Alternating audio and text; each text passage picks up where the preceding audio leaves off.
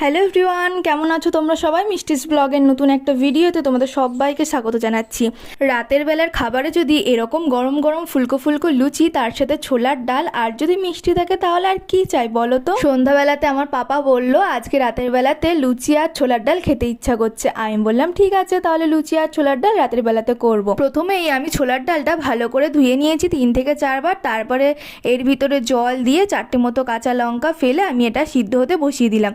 এরই ফাঁকে সন্ধ্যাবেলাতে খাওয়ার জন্য কয়েকটা পাঁপড়ও ভেজে নিলাম। এইদিকে আমার ডালটা সিদ্ধ হয়ে গিয়েছে আর আমি এবারে মশলাটা রেডি করে নেবো। তার জন্য দেখো আমি কিছুটা আদা গ্রেট করে নিয়েছি, তার সাথে দিয়ে দিলাম 1 চামচ মতো জিরের গুঁড়ো, 1.5 চামচ মতো লঙ্কার গুঁড়ো আর দিয়ে দিয়েছি হলুদ গুঁড়ো। এবারে দেখো যা যা লাগবে ছোলার ডাল করতে সব কিছু আমি সুন্দর করে সাজিয়ে গুছিয়ে নিয়েছি। এদিকটাতে আমার মা কিন্তু ময়দা মাখতেও বসে পড়েছে।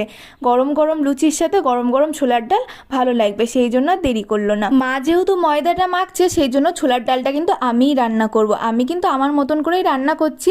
দোকানের মতনও হতে পারে, আবার দোকানের থেকে কিন্তু ভালোও হতে পারে। প্রথমে কিন্তু আমি কড়াইতে সর্ষের তেল গরম করে নিয়েছি, তারপর আমি ফোড়নের জন্য এখানে দিয়ে দিয়েছি তেজপাতা, শুকনো লঙ্কা আর কিছুটা 5 ফোড়ন। ফোড়নটা ভালোভাবে ভাজা হয়ে গেলে এর ভিতরে আমি একটা মাঝারি সাইজের আলু একদম ছোট ছোট করে টুকরো করে নিয়েছি। তোমরা চাইলে আলু নাও দিতে পারো, আমার যেহেতু আলু খেতে ভালো লাগে সেই জন্য আলু দিলাম।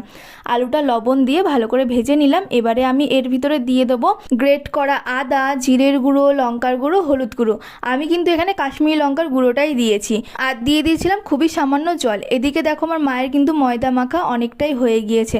মশলাটা কিন্তু প্রায় ভালোভাবে কষানো হয়ে গেছে। এবারে আমি আগে থেকে সিদ্ধ করে রাখা ডালটা এর ভিতরে দিয়ে দিলাম।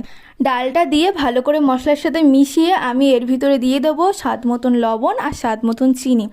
এবার আর বেশি নাড়বো না। এবারে আমি 1 থেকে 2 নাড়া দিয়ে গরম জল এর ভিতরে দিয়ে দেবো। ঠান্ডা জল কিন্তু একদমই দিও না, গরম জলটাই ব্যবহার করো, তাহলে কিন্তু তরকারির টেস্টটা খুব ভালো হবে। গরম জল দিয়ে ভালো করে নেড়ে চেড়ে নিয়ে একটুখানি ঢেকে রাখবো কিছুক্ষণের জন্য।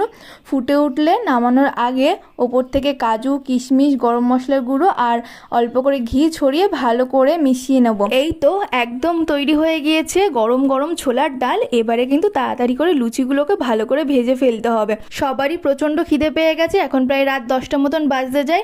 মা এই দিকটাতে লুচিগুলো বেলে ভালো করে ভেজে দেবে আর আমি সবাইকে খেতে দিয়ে দেবো।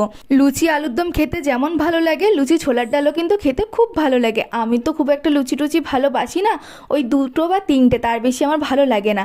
আর আজকে যখন ছোলার ডাল হবে, লুচি হবে, সেই জন্য পাপাকে বলেছিলাম তুমি আসার সময় মিষ্টি এনো। পাপা কিন্তু মিষ্টিও নিয়ে এসেছে। আজকে লুচি ছোলার ডালটা খেতে খুব সুন্দর হয়েছিল জানো তো। তোমরা বাড়িতে অবশ্যই একদিন এইভাবে ছোলার ডাল রান্না করে দেখবে, খুব টেস্টি হবে। ভিডিওটা ভালো লাগলে লাইক, কমেন্ট আর শেয়ার